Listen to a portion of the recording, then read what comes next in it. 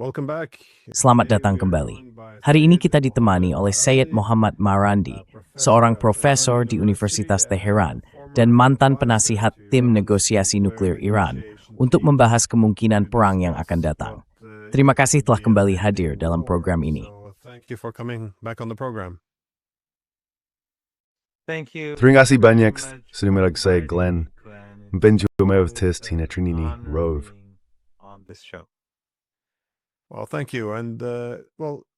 Baik, terima kasih. Kami melihat bahwa Amerika Serikat terus memperkuat kemampuan militernya, sementara pada saat yang sama terlibat dalam pembicaraan dengan Iran. Jadi Anda tahu, hanya ada dua kesimpulan yang mungkin. Entah AS sedang membangun kekuatan militer untuk menekan Iran agar menerima kesepakatan yang menguntungkan Amerika Serikat, atau AS sedang bersiap untuk menyerang Iran dan hanya menggunakan pembicaraan itu sebagai kedok. Saya rasa semuanya memang seberapa besar ketertarikannya serta terhadap pembicaraan tersebut. Seakan ini step penting semestian.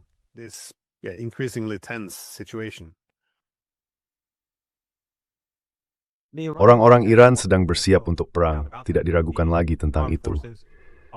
Angkatan bersenjata sedang bersiap. Dari apa yang kami dengar, mereka dengan cepat membangun kemampuan baru dan membuat pangkalan bawah tanah baru untuk kemungkinan perang.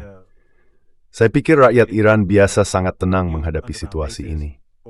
Mereka memang membicarakannya, tapi sebenarnya hal itu bukan di tangan kita. Jadi rakyat Iran menjalani hidup mereka seperti biasa, seperti yang Anda lihat ketika Anda ke Teheran beberapa bulan lalu. Sekarang pun sama, semuanya berjalan seperti biasa.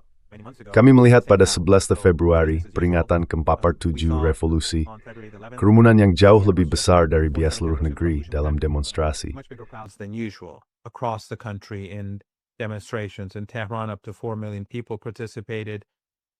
Di Teheran, hingga 4 juta orang berpartisipasi.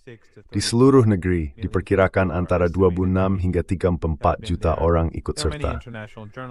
Saya pernah berada di sana, ada banyak jurnalis internasional, beberapa di antaranya mungkin Anda kenal atau setidaknya pernah dengar.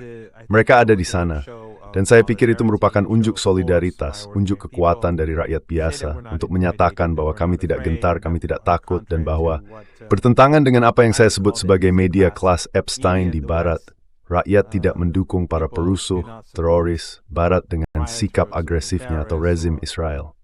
The West and their aggressive posturing with the Israeli regime. So the country is very united. Jadi negara ini sangat bersatu. Angkatan bersenjata sedang bersiap, tetapi tidak ada yang menginginkan perang. Jadi pemerintah tentu saja akan bernegosiasi. Pemerintah telah bernegosiasi dan juga pernah melakukannya di masa lalu. Namun kerangka yang diberikan oleh pihak Iran untuk negosiasi adalah penghormatan terhadap kedaulatan Iran. Dengan kata lain, pihak Iran telah mengatakan kepada Amerika, kami tidak akan bernegosiasi tentang siapa teman kami, siapa sekutu kami. You go say strange you tell us that, menais tahu seperti time, itu then you care, jika kami menyerang kami, keduin, mereka menyerang ber. Nah, Ukraine estabil tidak merfer untuk memiliki program nuklir damai, itu pengayan. Or enrichment. What they are willing to do is to apa yang mereka bersedia lakukan adalah membuat kesepakatan nuklir.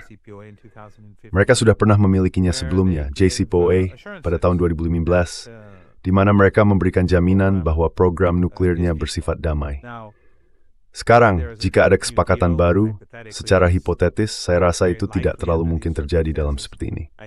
Namun, jika memang ada kesepakatan baru, itu tidak akan seperti JCPOA, karena Iran tidak akan kembali ke kondisi tahun 2015. Mereka telah membuat banyak kemajuan teknologi selama beberapa dekade, dan mereka telah dikenai sanksi selama dekade ini. Jadi, sama sekali tidak ada alasan bagi Iran untuk melepaskan apa yang telah dicapai para ilmuwannya. Oleh karena itu, saya pikir jika kita melihat hal ini dan memperhatikan apa yang dikatakan Trump, sangat sulit membayangkan akan ada kesepakatan.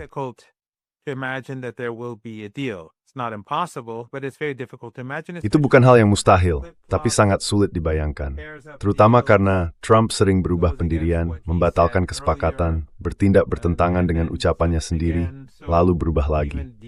Jadi, bahkan jika ada kesepakatan dengan Amerika Serikat, Itu tidak berarti kesepakatan tersebut akan bertahan lebih dari beberapa hari. Pada akhirnya, itu berarti Iran akan bersiap untuk perang. Ini tidak berarti bahwa jika tidak ada kesepakatan, pasti akan terjadi perang. Terpasai panker terang sikar Iran dirangta tawo insteris berstep menembrang. Cerdarabri kekuins koi dooding na militaris taning kuat. They train cerita brist milin negara jika termada serangan that nyes kuat. Some attack is to have a strong military. Well, Nah, ruang lingkup atau ketentuan dari setiap kesepakatan damai juga merupakan topik yang menarik. Karena jika itu berasal dari Amerika Serikat, seperti yang Anda katakan, mereka menuntut agar Iran bahkan tidak memiliki program nuklir sipil untuk energi. Selain itu, kurang lebih ini semacam penyerahan diri, seperti yang Anda katakan. Iran harus melepaskan senjata konvensionalnya, termasuk rudal balistik dan persenjataan lainnya, serta menghentikan kemitraannya. Jadi seringkali, Iran menanggapi dengan mengatakan, jika Anda ingin membahas masalah nuklir, mari kita lakukan itu secara terpisah, dan jangan mengaitkannya dengan hal-hal lain. Namun, kita juga melihat bahwa Menteri Luar Negeri Iran memberikan pidato pada 7 Februari di Doha. Dan hal itu bisa menunjukkan bahwa alih-alih mempersempit pembahasan, diskusinya bisa diperluas agar jauh lebih komprehensif. Karena sekali lagi, bagi AS dan Israel, mereka mengeluh bahwa Iran sedang tahu US dan Udin's talent. Working against the Israeli interest, but of course, Namun, tentu saja, yang bisa kita ambil dari pernyataan Menteri Luar Negeri Iran adalah bahwa jika kita mulai menyelesaikan beberapa akar permasalahan, yaitu isu tentang negara Palestina, maka mungkin ketegangan itu tidak perlu ada sejak awal. Inilah cara, secara tradisional, keamanan bersama ditingkatkan, dengan mengurangi ancaman terhadap keamanan bersama, bukan dengan memaksa satu pihak untuk menyerah. Menurut Anda, adakah kemungkinan tercapai perjanjian damai lebih luas, di mana Israel dan juga AS berdamai dan menerima dengan perjanjian sebuah negara? Tuan ketiga ini dapat diatasi. The source of these tensions to be addressed. I think the real problem in our region is Saya pikir masalah sebenarnya di wilayah kita adalah bahwa ideologi Zionisme membawa serta etnosupremasisme. Itu bagian dari paketnya. Dan karena itu, rasa hormat terhadap sesama manusia pada dasarnya tidak ada. Saat ini ada gencatan senjata antara rezim Israel dan Lebanon. Namun mereka tetap mengebom Lebanon setiap hari. Mereka membunuh anak-anak. Dan media barat yang dikendalikan oleh kaum Zionis, kelas Epstein, entah bagaimana akan membenarkannya. Ini gencatan senjata. Seharusnya tidak ada yang menembak. Tapi mereka akan menutupi tindakan rezim itu, berpaling atau membuat pembenaran yang tidak masuk akal. Hal yang sama terjadi di Gaza, bahkan lebih parah, atau di Barat. Setiap hari ada pembunuhan, anak-anak dibantai, perempuan dibantai, tetapi semua ini diabaikan, dan rezim itu terus melakukannya tanpa rasa malu.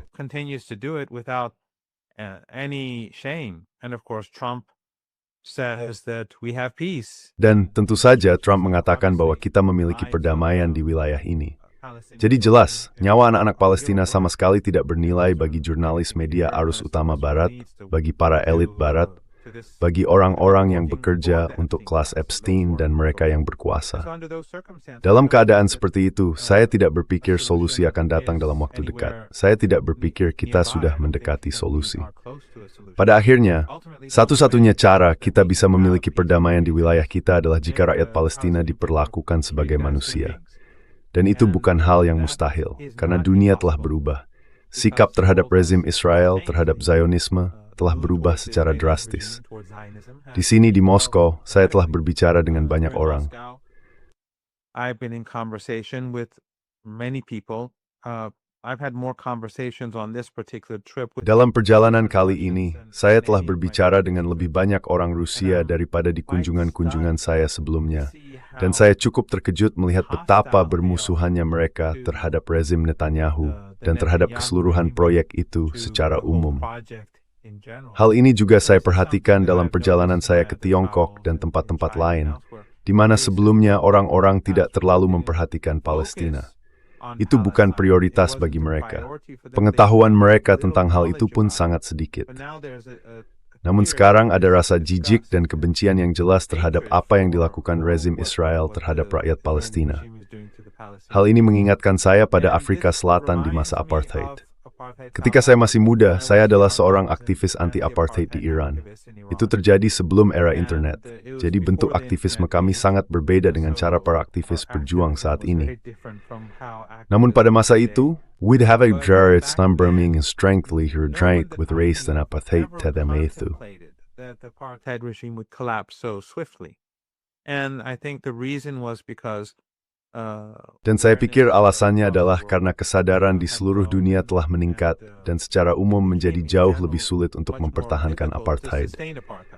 Jadi saya pikir yang penting adalah bahwa orang-orang di seluruh dunia, di Amerika Serikat dan di tempat lain, semakin menyadari kelompok orang ini dan cara berpikir mereka, dan hal itu akan melemahkan fondasi rezim Israel. Salah satu faktor penting dalam semua ini adalah bagaimana kaum muda Yahudi telah berbalik menentang rezim Israel.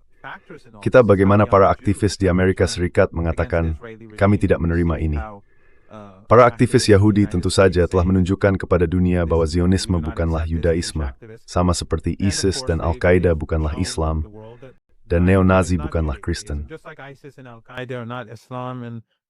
Neo-Nazis are not Christians.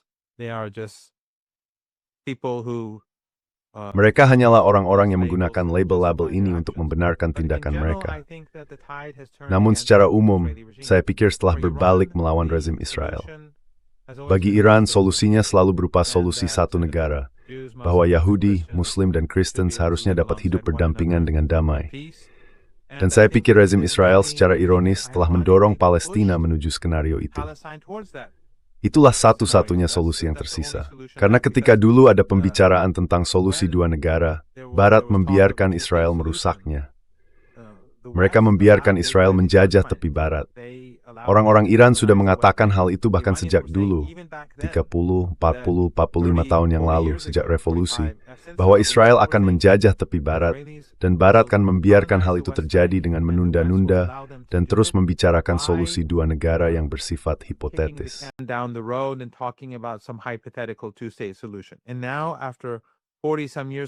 Dan sekarang, setelah lebih dari 40 tahun, kita telah melihat bahwa itulah yang benar-benar terjadi. Dan masih terus terjadi. Jadi sekarang, ketika tepi Barat telah dikolonisasi oleh kaum Zionis yang paling ekstrem, saya pikir satu-satunya solusi yang tersisa adalah solusi satu negara. Entah rezim Israel harus mengusir dan melakukan pembersihan etnis terhadap lebih dari setengah populasi Palestina. Karena orang Palestina merupakan mayoritas jika tepi Barat dan Gaza dihitung, dan dunia tidak akan menerima hal itu lagi. Atau pada akhirnya, dengan perubahan suasana hati di seluruh dunia, rezim tersebut pada suatu titik di masa depan, saya tidak tahu kapan, saya tidak berbicara tentang hitungan minggu, bulan, atau bahkan beberapa tahun. Tetapi saya pikir pada akhirnya rezim itu tidak akan mampu terus bertahan dalam bentuk dan cara seperti ini.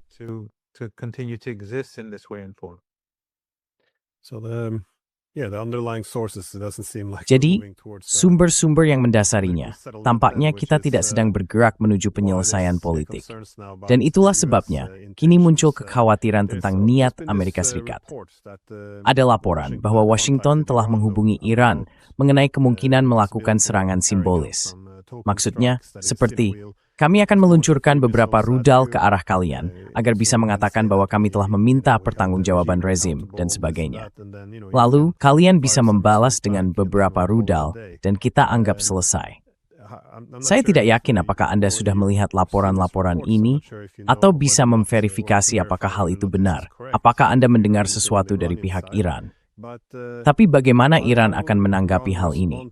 Karena, seperti yang sudah pernah kita bicarakan, bisa berbahaya jika efek penangkal semakin melemah, hingga menjadi hal sepele bahwa sesekali orang bisa saja menjatuhkan bom di ibu kota Iran.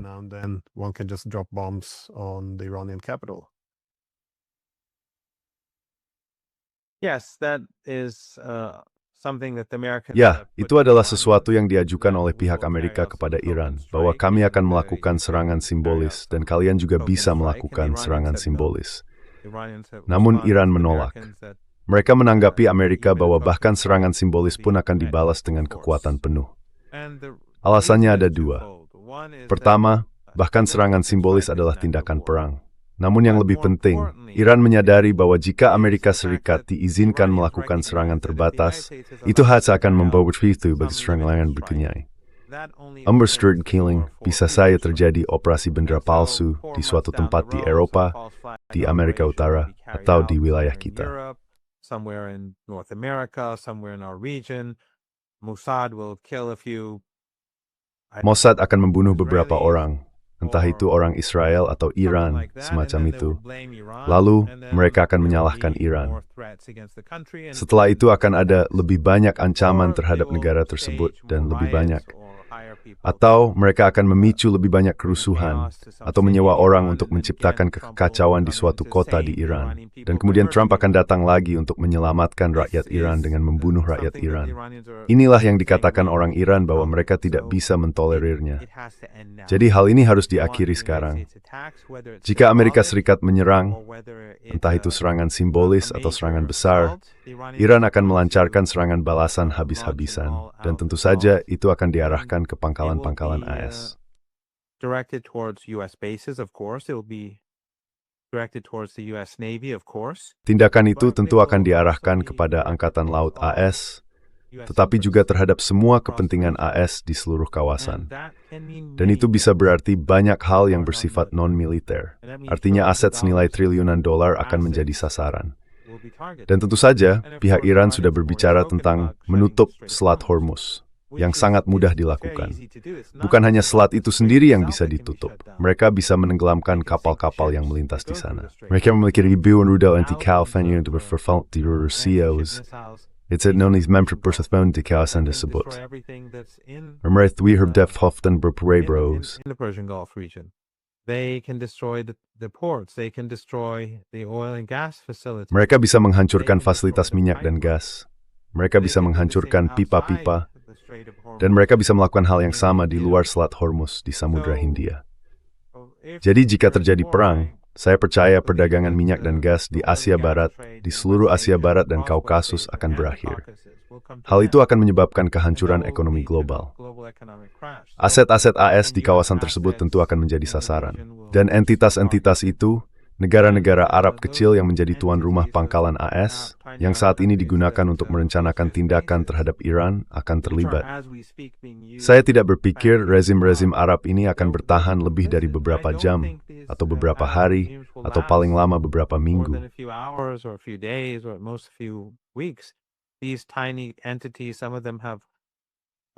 Entitas-entitas kecil ini, beberapa di antaranya memiliki populasi pemegang paspor hanya beberapa ratus ribu hingga 1 juta, dan jumlah pekerja asing jauh melebihi warga negaranya, bisa 5 atau 10:1.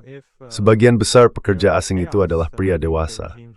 Jadi jika terjadi kekacauan, saya pikir rezim-rezim tersebut akan runtuh, dan itu akan mengubah peta kawasan secara permanen. Dari pemahaman saya akan sangat gila jika Trump menyerang Iran.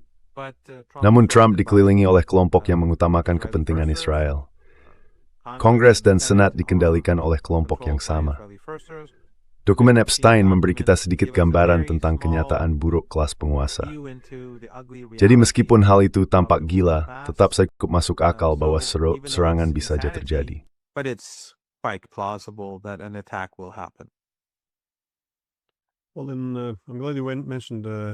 Nah, saya senang kamu menyebut soal perdagangan minyak, karena di Washington sekarang mereka agak tinggi hati setelah apa yang disebut sebagai keberhasilan penculikan Presiden Venezuela. Mereka sepertinya ingin, kamu pasti sudah sering mendengar dari berbagai pihak, menunggangi keberhasilan ini, kalau bisa disebut begitu, dan menerapkannya pada Iran. Beberapa politisi bahkan berkomentar bahwa Iran sebaiknya memperhatikan bahwa hal yang sama akan terjadi pada para ayatollah berikutnya. Itulah jenis retorika yang muncul. Itu tidak terlalu masuk akal. Tidak ada yang akan menculik Presiden Iran misalnya. Jadi memang tidak masuk akal sama sekali.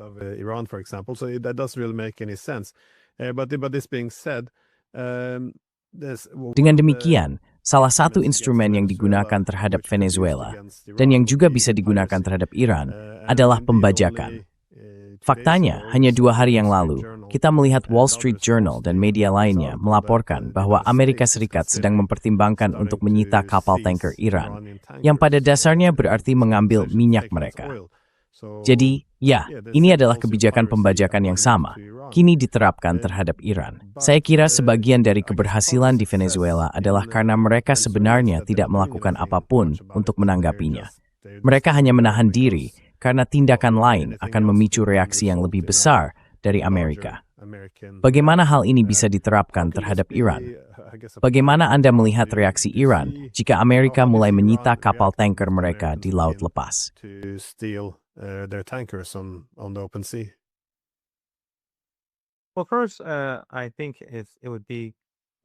Baik, pertama-tama saya pikir penting untuk diingat bahwa jika Amerika Serikat dan Iran sedang berkonflik, Venezuela akan memiliki banyak ruang untuk bermanuver. Dan belum jelas apakah mereka akan mengekspor minyak dalam situasi seperti itu. Meskipun jumlah minyak yang mereka ekspor terbatas, orang-orang Venezuela mungkin saja menghentikan ekspor sepenuhnya untuk meningkatkan tekanan terhadap Amerika Serikat dan memaksanya mundur terhadap rakyat Venezuela. Jadi, kita memiliki hubungan yang baik sih, ada hubungan yang sangat baik antara Caracas dan Teheran. Dan saya tidak berpikir cerita di Venezuela sudah berakhir. Kita harus menunggu dan bagaimana keadaan berkembang dalam beberapa minggu dan bulan mendatang.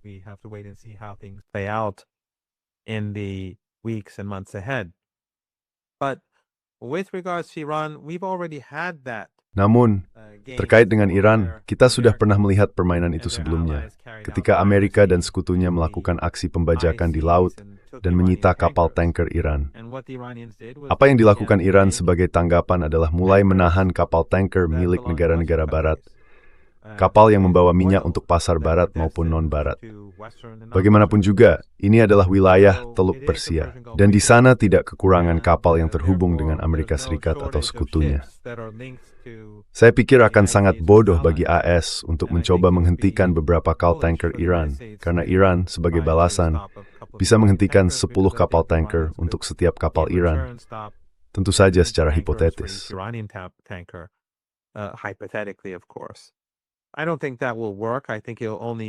Saya tidak berpikir itu akan berhasil. Saya rasa hal itu hanya akan membuat pasar minyak semakin gelisah dan akan merugikan ekonomi global serta ekonomi Amerika pada saat kondisi ekonomi sedang tidak baik sama sekali. Jadi saya tidak melihat itu sebagai pilihan yang berhasil atau yang akan membawa manfaat bagi Amerika Serikat. Seseorang bertanya kepada saya tentang fakta bahwa Iran sendiri membutuhkan minyak untuk diekspor. Yang memang benar, tetapi karena puluhan tahun sanksi dan tekanan maksimum, ketergantungan Iran pada ekspor jauh lebih rendah dibandingkan negara lain. Jauh lebih rendah daripada negara-negara lain di kawasan tersebut.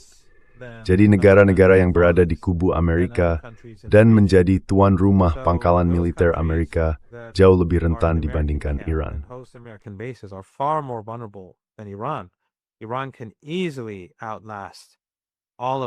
Iran dapat dengan mudah bertahan lebih lama dari semuanya. Jadi sekali lagi, akan menjadi tindakan yang merugikan diri sendiri bagi Amerika jika mereka menempuh jalan perang atau jalur perompakan atau hal semacam itu. Satu hal lagi yang ingin saya sebutkan sebelum lupa adalah bahwa ini tidak akan menjadi perang antara Iran dan Amerika Serikat saja. Ini akan menjadi perang regional.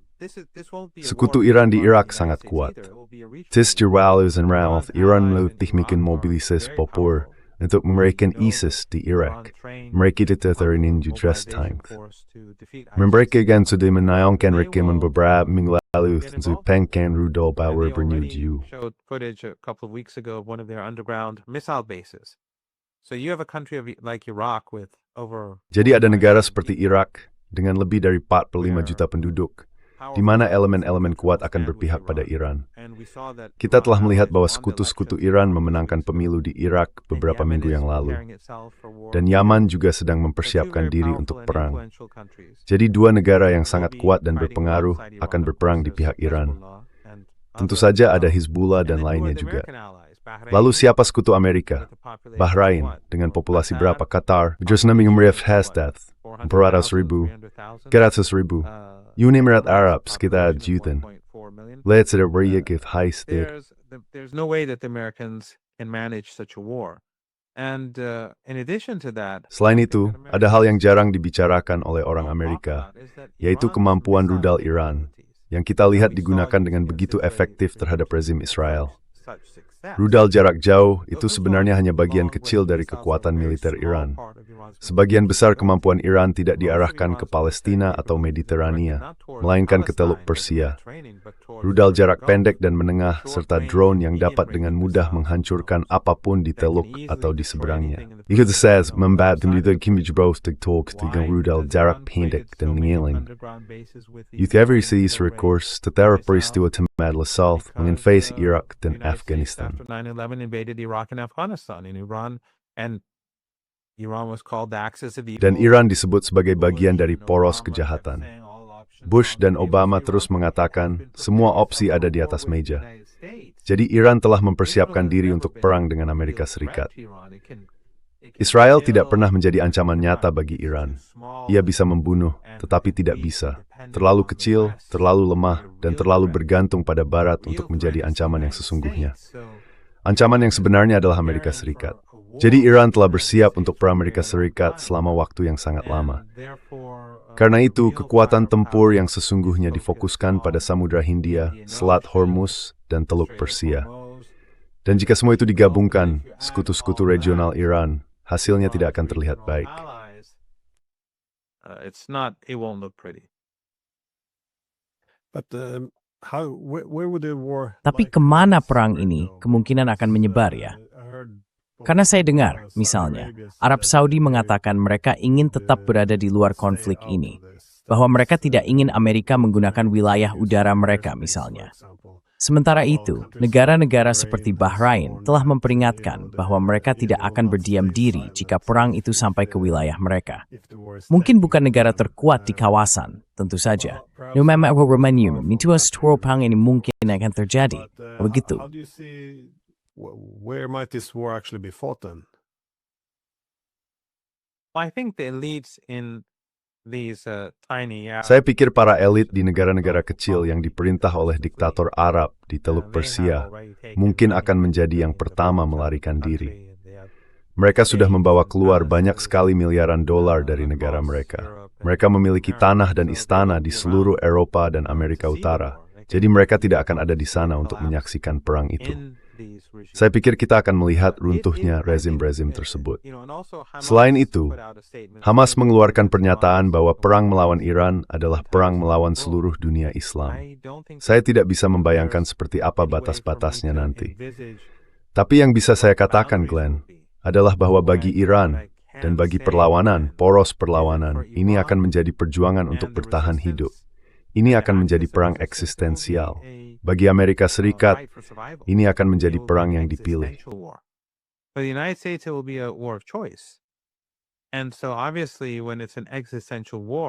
Jadi jelas bahwa ketika ini adalah perang yang bersifat eksistensial, cara bertempurnya akan sangat berbeda dibandingkan dengan pihak yang hanya memilih untuk melancarkan perang ini karena Netanyahu dan kaum Zionis serta lobi Zionis menginginkannya. Itu adalah hal yang sangat berbeda. Dan saya pikir keadaan untuk perang semacam itu saat ini sangat berbeda dibandingkan setelah peristiwa 9/11. Sebagian besar masyarakat di Amerika Serikat menentang perang. Mereka lelah, situasi ekonomi tidak baik, dan saya pikir berkas-berkas Epstein secara ironis telah menimbulkan tingkat ketidakpercayaan yang baru. Jadi jika terjadi perang, orang-orang akan dengan cepat menuding rezim Israel dan lobi Zionis pada saat mereka semakin tidak populer, terutama di kalangan anak muda.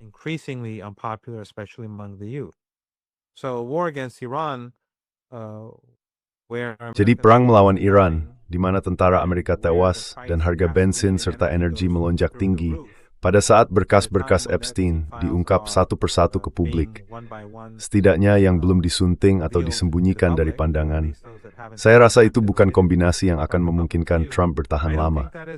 Saya pikir hal itu akan mengarah pada akhir yang cepat bagi masa kepresidenannya. Dan tentu saja, saya tidak bisa meramalkan masa depan. Tetapi saya tidak yakin mereka bisa melanjutkan perang dalam waktu lama di bawah kondisi seperti itu. Iran tidak akan menahan diri. Mereka akan menyerang sekeras mungkin untuk membuatnya sangat menyakitkan, memaksa para elit di Washington mundur secepat mungkin.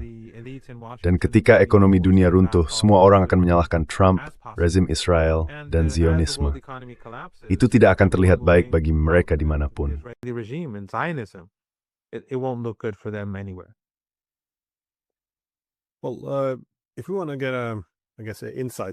Baik, jika kita ingin mendapatkan, saya kira, wawasan tentang ke arah mana Amerika Serikat sedang bergerak, saya pikir indikator yang baik adalah dengan melihat pertemuan terbaru antara Netanyahu dan Trump. Saya ingin tahu, apa pendapat Anda tentang bagaimana pertemuan itu berlangsung? Saya melihat ada beberapa retorika yang bernada agresif muncul setelahnya.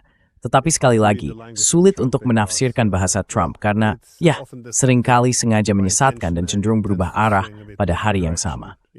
Jadi, bagaimana Anda melihat hasil dari pertemuan ini? Saya berasumsi bahwa tujuan utamanya adalah agar Netanyahu memastikan bahwa AS masih berada di jalur untuk meningkatkan tekanan jika tidak menyerang Iran.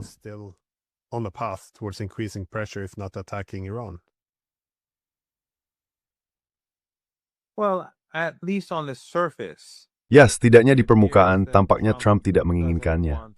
Atau untuk saat ini, mungkin ada dua alasan. Pertama, karena dia tahu apa artinya hal itu, dan itu akan berarti akhir dari masa kepresidenannya.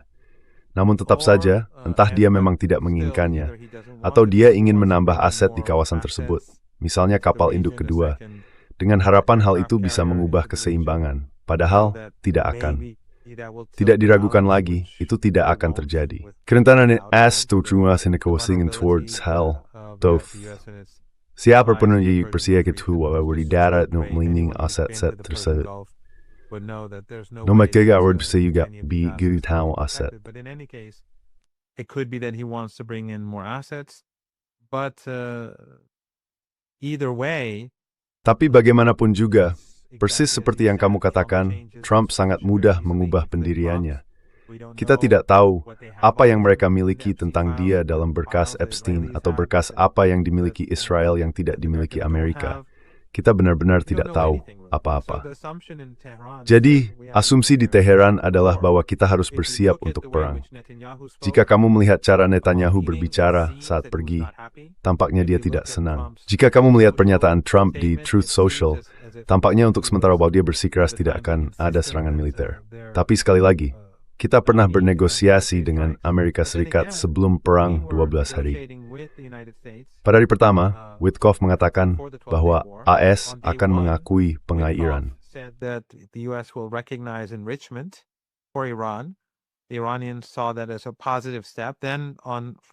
Orang-orang Iran melihat itu sebagai langkah positif. Lalu, sejak sesi kedua, dia mengubah target dan terus mengubahnya. Kemudian, antara putaran kelima dan keenam, Amerika Serikat dan rezim Israel bersekongkol untuk diam-diam melancarkan serangan terhadap Iran. Jadi bagi Iran, negosiasi atau pernyataan dari Washington sebenarnya tidak berarti apa-apa. Mereka hanya akan bersiap untuk perang dan melihat bagaimana situasinya berkembang. Namun di sisi lain, saya pikir hal yang penting untuk diingat adalah bahwa waktu juga tidak berpihak pada Trump.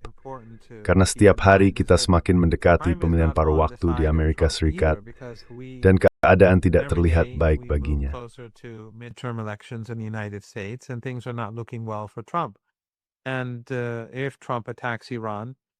Dan jika Trump menyerang Iran, bahkan jika ia berhasil membunuh banyak orang, keluarga mereka, para pemimpin mereka, anak-anak mereka, cucu-cucu mereka, tetangga mereka, kita memiliki konstitusi. Masalah kepemimpinan tidak akan menjadi persoalan. Iran akan terus melanjutkan perang. Angkatan bersenjata telah diberitahu bagaimana cara bertempur secara mandiri. Dan pangkalan rudal bawah tanah, yang jumlahnya mencapai ratusan dengan tingginya marana berstainam firslur 8 atau 9 defeater, both per every hari yang diperoleh perang, akan terus menembakkan serangan. They will continue to fire away, and the anti-ship missiles dan rudal anti kapal, kapal selam, kapal cepat, ribuan jumlahnya, saya tidak tahu persis berapa. Semuanya akan melancarkan perang asimetris. Jadi Trump tidak akan menghadapi perang yang singkat. Itu tidak akan berlangsung 1, 2, atau 3 hari saja. Iran akan menghancurkan dan menghancurkan dan menghancurkan sampai ekonomi global runtuh dan Amerika Serikat mundur. Trump bisa saja menyatakan semacam kemenangan simbolis. Tetapi setiap hari kita melangkah maju, kita semakin mendekatkan paruh waktu, dan perang seperti itu akan terjadi bencana. Bukan hanya bagi Trump, tetapi juga bagi semua orang yang terikatnya.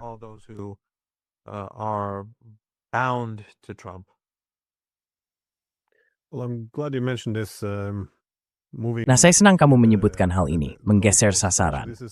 Sebenarnya, ini selalu menjadi salah satu alasan pesimisme saya. Apa yang sekarang diminta AS dalam kesepakatan damai adalah agar Iran pada dasarnya melucuti diri sendiri, rudal, drone, dan juga melepaskan sekutunya di kawasan. Itu akan menjadi batu loncatan menuju perang, karena dalam perang ada dilema keamanan. Jika suatu negara melucuti diri, itu tidak serta-merta membawa perdamaian. Sebaliknya, hal ini memudorkan. It needs tidak new entry sermingosinya. Imwithits dan terrain imdroid doth is end to Iran, Haris tar. What is strange to me though is the narrative. Usually the narratives are a bit more cohesive. Biasanya narasinya sedikit lebih kohesif, lebih jelas apa yang sedang dibicarakan. Sekarang tampaknya arahnya kemana-mana. Saya melihat bahwa, kamu tahu, Trump mengatakan orang Iran seharusnya merebut lembaga-lembaga itu. Pada dasarnya menggulingkan pemerintah. Mereka menginginkan perubahan rezim. Tapi kemudian kita melihat J.D. Vance mengatakan, hey, kita sebenarnya tidak perlu perubahan rezim. Jika orang Iran ingin melakukannya, itu terserah mereka. Kita inginkan mereka memiliki senjata nuklir. Yang lain menyoroti hak asasi manusia dan demokrasi. Sementara yang lain lagi hanya fokus pada program nuklir dan rudal. Arahnya ke segala upaya untuk seguling mempoposi. Even the efforts to topple the government, on one hand, it's this insistence that Di satu sisi, ada desakan bahwa semuanya terjadi secara organik, dan siapapun yang tidak setuju dianggap sebagai pembela Ayatollah. Di sisi lain, Glenn Deason memberikan wawancara dengan mengatakan bahwa ini adalah strategi ekonomi negara. Kami telah berupaya keras untuk menghancurkan ekonomi dan mata uang Iran agar masyarakat turun ke jalan. Jadi, sulit untuk memahaminya. Pengendalian narasinya tidak mengesankan, karena biasanya orang Amerika cukup mahir dalam hal ini. Pengendalian narasinya biasanya sangat baik. Media, pemerintah, semuanya seirama. Mereka semua mengulang poin-poin pembicaraan yang sama. Tapi bagaimana kita bisa memahami hal ini? Ketiadaan narasi bersama seperti ini. the lack of a common narrative. Well, one thing that Ya, kamu tahu, satu hal yang saya yakini adalah bahwa Barat secara umum telah kehilangan kemampuan kekuatan lunaknya. Amerika Serikat, Israel, rezim Inggris, semuanya sangat mirip dalam hal itu. Ketika kamu melihat misalnya Rusia, tidak masalah apakah kamu membaca The Guardian atau Fox News, narasi tentang Rusia tetap sama. Yang satu mungkin lebih halus dan canggih, yang lain lebih bombastis. Hal yang sama berlaku untuk Iran. Mereka membenci Trump, diskenality perempuan Iran mendukungnya. they support it. They support the Mereka mendukung narasi bahwa Iran itu jahat. Selama kerusuhan, kini kita tahu bahwa ini adalah konspirasi sejak hari pertama. Seperti yang Anda tunjukkan, Menteri Keuangan AS mengatakan, kami menjatuhkan nilai mata uang untuk membuat orang turun ke jalan. Lalu apa yang terjadi? 2 hari setelah kami mengalami protes kecil terkait mata uang, tanpa penangkapan, tanpa intimidasi, dan pemerintah mengatakan, kalian benar, kita harus menyelesaikan ini. Tebal lihat Gertrude Brusu yang sangat brutal, teroris bersenjata. Batsman terkenal mereka membantai petugas polisi dan membunuh seorang tepitsor. Slaughtered police officers, murdered innocent people. Yet the collective media from The Guardian. Namun, media secara keseluruhan, mulai dari The Guardian hingga Fox News, Breitbart, The Independent, The Times of London, BBC, dan The New York Times, semuanya memiliki narasi yang sama, bahwa mereka hanyalah para demonstran damai yang ditembaki. Padahal Pompeo mengatakan dalam cuitannya bahwa Mossad berada di lapangan. mantan kepala CIA itu. Meskipun Pompeo di Channel 13 di Israel mengatakan bahwa AS mendukung para perusuh ini, dan meskipun Channel 12 di Israel yang dekat dengan Netanyahu mengungkapkan bahwa pemerintah asing dan kemungkinan besar Amerika Serikat membawa senjata untuk menurat serangkuli intit seratusan polisi, petugas polisi, dan agen keamanan.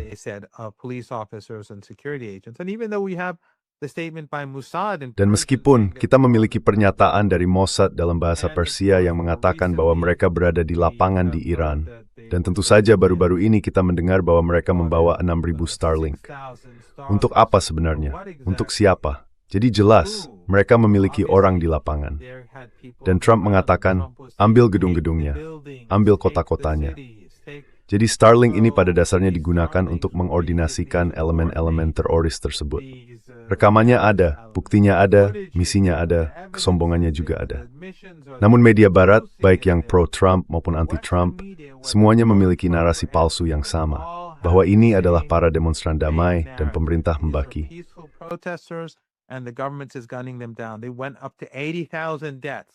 Mereka mengatakan jumlahnya mencapai 80.000 kematian. Lalu ketika pemerintah Iran merilis nama-nama semua orang yang tewas, baik petugas polisi, orang yang tidak bersalah, maupun perusuh, jumlahnya adalah 3.100 sebudush. Setelah itu, angka palsu tersebut turun menjadi 6.000. Mereka tidak bisa menerima angka dari Iran, jadi mereka harus mengatakan 6.000 atau angka lain.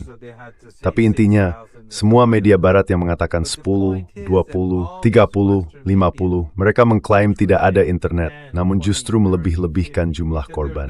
Mereka yang bertanggung jawab, pemerintah mereka sendiri yang bertanggung jawab berdasarkan pengakuan mereka sendiri atas apa yang terjadi.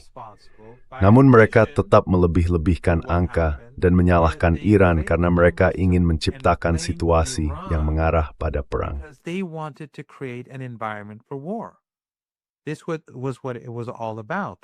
Inilah inti dari semuanya. Apa yang mereka ingin lakukan adalah menciptakan kekacauan di Iran, mengatakan bahwa pemerintah Iran itu jahat, bahwa mereka menembaki perempuan dan anak-anak. Mereka telah melihat media barat, yang tentu saja sangat peduli pada perempuan dan anak-anak. Dan kemudian hal itu akan menjadi pembenaran bagi Trump untuk melakukan serangan. Dan Trump saat itu hampir menyerang Iran. Menurut kabar yang kami dengar, dan saya tidak tahu apakah itu benar, Netanyahu pada waktu itu, karena takut akan dampaknya bagi rezim dan kemungkinan rudal Iran menghujani mereka, meminta Trump untuk tidak menyerang saat itu. Sekali lagi, saya tidak tahu apakah itu benar.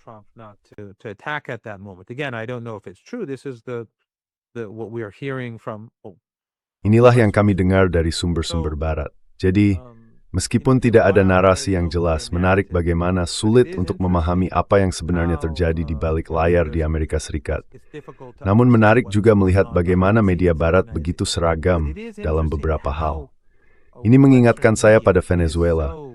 Ketika sebelum perang, Anda melihat apa yang disebut kalangan kiri, dan mereka sebenarnya tidak benar-benar kiri, tetapi kiri arus utama di barat, dan apa yang disebut kalangan liberal di barat. Beberapa dari mereka menyerukan serangan dan serbuan terhadap Venezuela, sementara yang lain berkata, tidak, rezim itu, seperti yang mereka suka menyebutnya. Setiap kali seseorang mengatakan rezim, Anda sebaiknya curiga terhadap orang itu. Anda tahu, ketika mereka berbicara tentang rezim Venezuela atau rezim Iran atau apapun.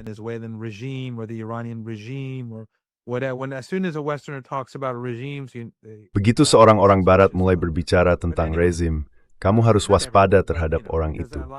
Tentu tidak semua, ada yang memang terbiasa menggunakan istilah tersebut. Tetapi dalam media, kamu benar-benar harus curiga. Jadi misalnya, rezim Venezuela itu jahat, Maduro itu jahat, tapi kita tidak boleh menyerang. Orang-orang seperti ini sama bersalahnya atas kejahatan perang seperti para Zionis dan neokonservatif yang mendukung perang. Karena mereka berusaha melegitimasi perang, melegitimasi kematian dan kehancuran. Alih-alih berani mengatakan, tidak, Venezuela bukan urusanmu. Kedaulatan Venezuela bukan urusanmu. Kianlah para penjahat karena membunuh rakyat Venezuela, para nelayan, dan orang-orang biasa di negara itu, serta melakukan agresi.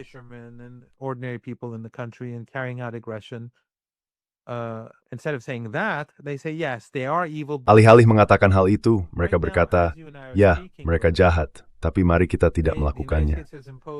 Saat ini ketika kita sedang berbicara, Glenn, Amerika Serikat telah memberlakukan pengepungan terhadap Kuba, membuat 10 juta orang kelaparan. Namun para jurnalis di The Guardian, The Independent, atau The New York Times, tidak satu pun dari mereka yang berteriak marah atau berkata, ini keterlaluan, mereka membuat perempuan dan anak-anak di Kuba kelaparan. Tidak, semua mereka yang berfokus pada Iran sebanyak mungkin. Mereka itu mengkritik pemerintah AS, tetapi pemerintah tidak akan pernah kembang kembali seperti ini yang berguna atau Venezuela ketika berbicara dengan rezim mereka sendiri.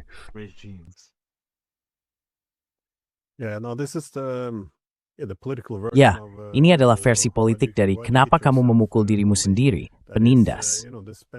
Mereka telah menghabiskan puluhan tahun mencekik ekonomi Venezuela. Lalu tentu saja, mereka menunjuk pada salah urus pemerintah sebagai alasan negara itu miskin. Kemudian mereka berkata, sekarang kami benar-benar akan membantu. Kami akan menolong rakyat Venezuela. Dan akhirnya mereka bisa sejahtera. Dan tentu saja, hal yang sama terjadi dengan Kuba.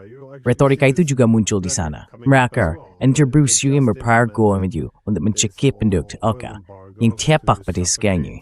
Bahan rumah sakit.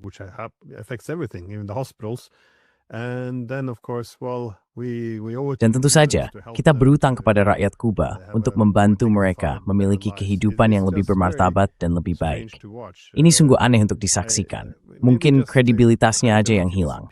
Maksud saya, hari ini saja ada sebuah artikel di Politico yang menunjukkan sedikit kontradiksi. Berbagai pemerintah barat telah membesar-besarkan ancaman. Semuanya akan menyerang kita, Tiongkok, Rusia, Iran. Semua dianggap ancaman, perang dunia ketiga akan datang. Namun kemudian, di Politico, mereka melaporkan bahwa hasil jajak pendapat menunjukkan, meskipun semua orang kini takut akan perang dunia ketiga dan rasa ancaman meningkat tajam, masyarakat tetap tidak memberikan izin kepada para pemimpin mereka untuk memotong anggaran kesejahteraan demi mendanai militer.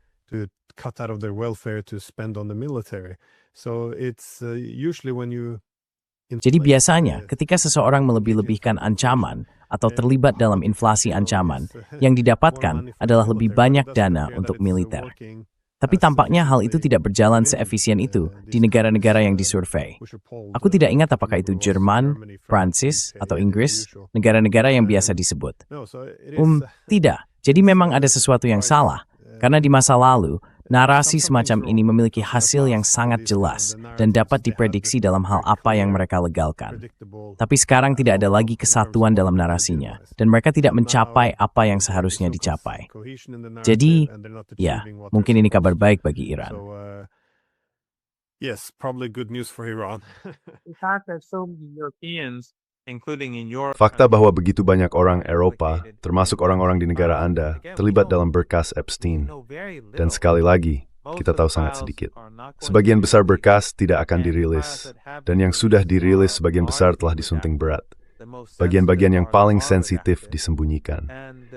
Namun meskipun demikian, Anda dapat melihat fondasi politik Barat mulai goyah di beberapa negara, terutama di Inggris dan Amerika Serikat. Jadi, pada suka elit politik dan lihat voice berclear and frank. When the political elites could no longer have the trust of the population, 4 years ago maybe people would have believed them, but now 4 tahun lalu, mungkin orang akan mempercayai mereka. Tetapi sekarang, orang jauh lebih skeptis dan sinis terhadap niat mereka. Dan itulah mengapa saya pikir, seiring kita melangkah maju, akan semakin sulit bagi orang-orang seperti Trump, Netanyahu, dan kelas Epstein untuk menipu publik. Karena hidup menjadi semakin sulit bagi orang-orang di seluruh dunia, khususnya di Barat, dalam konteks pembahasan kita. Kehidupan masyarakat semakin miskin, mata mereka semakin terbuka, dan saya rasa tutugung pertama bangun para let break dapat mendorong agen you brace the first step tank. The elites in the West to be able to push their agenda much further. Ya, tidak. Saya pikir banyak trik masa lalu sudah tidak berhasil lagi. Maksud saya, pada tahun 2015, ketika ada begitu banyak ketidakpuasan terhadap politisi Amerika hingga mereka memilih Trump, tanggapan pertama adalah, Yah, mari kita salahkan Rusia. Jadi Trump dianggap sebagai agen. Maksud saya, itu sangat konyol dan tidak masuk akal. Tapi kamu tahu, mereka tetap melakukannya. Dan kebanyakan orang percaya ada sesuatu di balik itu. Lalu tentu saja, pada tahun 2020, ada skandal laptop Biden. Dan mereka kembali, bagaimana saya bisa menjelaskannya? Mereka kembali menggunakan isu Rusia juga. Itu tidak pernah masuk akal. And remember, Glenn, one reason why they went. Dan ingat, Glenn Deason, salah satu alasan mengapa mereka mulai, ya tepat sekali, tetapi salah satu alasan mengapa mereka mulai menyalahkan Rusia sebenarnya karena WikiLeaks dan fakta bahwa WikiLeaks telah mengungkap banyak korupsi dalam sistem politik. Alih-alih menangani bukti yang WikiLeaks dan Julian Assange ungkapkan kepada dunia, mereka mencoba mengalihkan perhatian publik dari hal itu dan menyalahkan Rusia atas kebocoran tersebut. Lokal everhaler forward dengan beranya Eurostrafit Nebrala jempol bositnya pemulai menyiapkan bunuh di Washington. Mereka justru ingin skandal itu diselahkan pada Amerika Serikat, atau pada badan intelijen, ada kaum Zionis, atau pada kelas Epstein.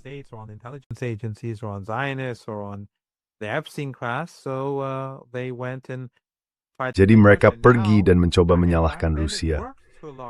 Dulu itu cukup berhasil, tapi sekarang setelah seluruh kasus Epstein ini, mereka mencoba menyalahkan Rusia lagi, dan itu tidak berhasil lagi.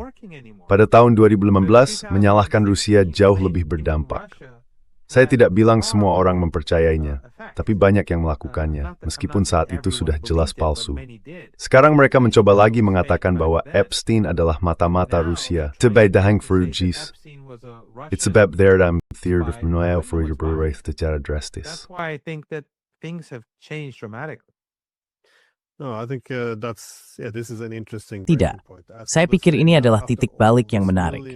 Saya juga melihat hal yang sama sekarang. Setelah jutaan dokumen ini keluar, semuanya menunjukkan arah yang sangat jelas tentang dari mana operasi pengaruh ini berasal. Dan alih-alih menanganinya, bagaimana kita bisa membiarkan keadaan menjadi seburuk ini?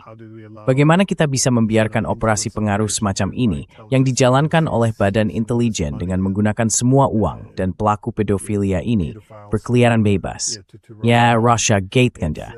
Ngemetau, ilah Rusia. Nah, ada begitu tajam mengeksploskan braket fan walau itu masuk akal. Tapi kenapa?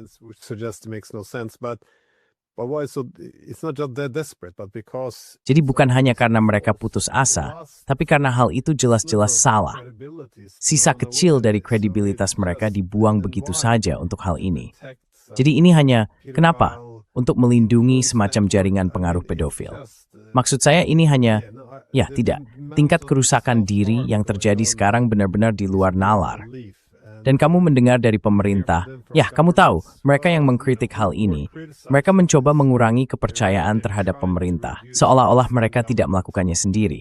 Jadi tidak, sesuatu mungkin akan rusak, menurut saya, jika mereka terus di jalur ini. Tapi bagaimanapun, ada yang salah dengan pengendalian narasi.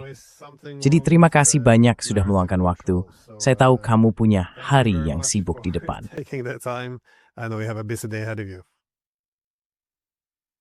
Thank you very much. Boris Benyek, Glenn Deason. Seperti yang Garamata first solo tripledi and tag. Distan. Terima kasih serta semua orang di sini.